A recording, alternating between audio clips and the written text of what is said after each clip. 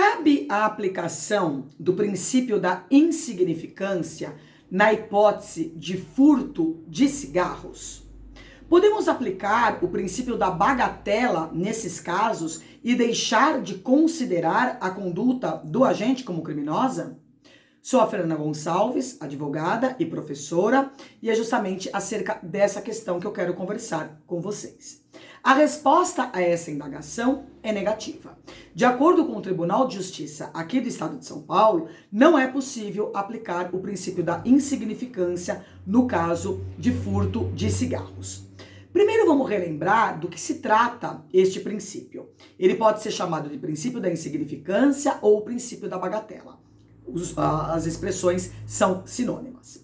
Desde o início, eu informo que a aplicação deste princípio requer a observância de alguns requisitos. E, em alguns casos, mesmo estando presentes os requisitos, não é autorizada. Como, por exemplo, na Justiça Militar e nos crimes contra a administração pública. Inclusive, o STJ, ele editou a súmula 599 nesse sentido, que estabelece o princípio da insignificância é inaplicável aos crimes contra a administração pública.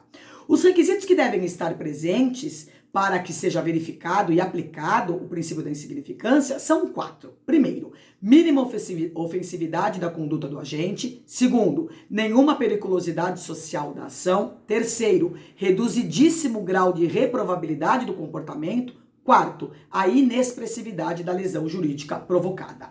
E qual que é a consequência desse reconhecimento? Em outras palavras, uma vez aplicado o princípio da insignificância, como fica a situação do acusado, do réu ou do condenado?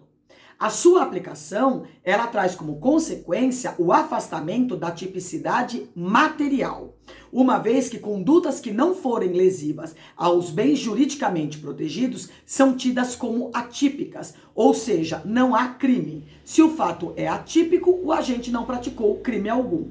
Por isso que a aplicação desse princípio depende dos requisitos que eu acabei de mencionar. E para o TJ do Estado de São Paulo, uma dessas situações nas quais não se aplica o princípio da insignificância é justamente no furto de cigarros.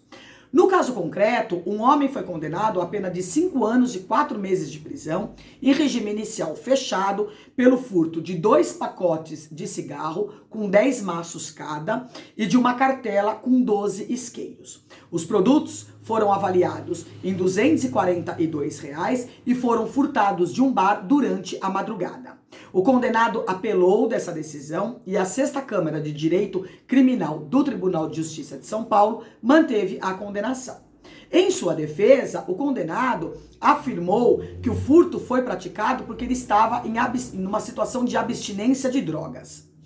No entanto, o desembargador relator Machado de Andrade negou o pedido da defesa para a aplicação do princípio da insignificância, entendendo que esse princípio não tem previsão expressa em nosso ordenamento jurídico. E afirmou, abre aspas, cumpre observar que, ainda que admitido pela legislação brasileira, o apelante é portador de maus antecedentes e é reincidente, deixando claro que não faz jus a tamanha benesse. E prosseguiu o desembargador. Portanto, conclui-se que o crime foi praticado em razão de abstinência e não em função do uso de drogas, que são situações completamente distintas e, portanto, o réu tinha plena capacidade de entender o caráter ilícito do fato e de agir de forma diversa, mas não o fez. Temas envolvendo o princípio da insignificância sempre são interessantes e normalmente são cobrados em 2ª fase de concurso público e do exame unificado da ordem.